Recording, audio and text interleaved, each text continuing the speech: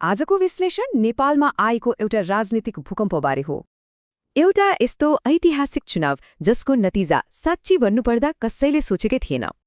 182 यो हो एउटा नयाँ पार्टीले जितेको संसदीय सिट।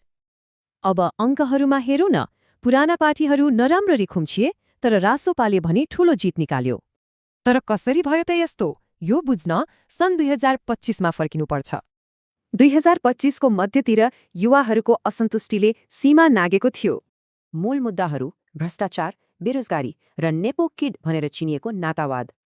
अनि त्यो अन्तिम झिल्का थियो सरकारको एउटा निर्णय, सामाजिक सञ्जालमा प्रतिबन्ध। प्रतिक्रिया यति छित्रो र शक्तिशाली आयो कि सरकार नै ढल्यो। त्यो आक्रोशको दिन पुरानो राजनीतिक व्यवस्थाका लागि पोइन्ट अफ नो रिटर्न बन्यो। त्यसपछि अन्तरिम सरकारको एउटै मुख्य काम थियो निष्पक्ष चुनाव गराउने। र जसले सडकमा आन्दोलन गरे त्यही जेन्जी पुस्ताले अब भोट हाल्न पाउने भयो। त्यही आन्दोलनको राप र तापबाट जन्म्यो राष्ट्रिय स्वतन्त्र पार्टी अर्थात् रासपा।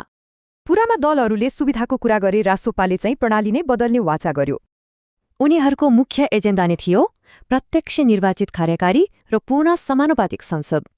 र मार्च 5, 2026मा मतदाताले आफ्नो निर्णय सुनाए।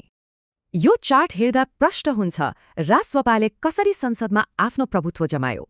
यो जित मात्रै थिएन, यो त पुरै राजनीतिक शक्ति नै पल्टिएको थियो। देशका ठूला भनिएका नेताहरूले पनि चुनावमा हार बेहोर्नु पर्यो। तर के नयाँ सरकारले सबै समस्या रातारात समाधान गर्न सक्छ त? चुनावको केही हप्तामै काठमाडौँले पुरानै सङ्कटको सामना गर्यो। शुक्रबार दिउँसो काठमाडौँको वायु गुणस्तर सूचकाङ्क अर्थात् AQI 200 नागेको थियो। यसका कारणहरू धेरै थिए, डढेलो, गाडीको धुवाँ र पानी नपर्नु। यसले देखाउँछ कि चुनावले मात्रै तुरन्तै सबै समस्या समाधान गर्दैन। एउटा नयाँ पुस्ताले चुनाव त जित्यो, के अब भविष्य जित्न सक्ला?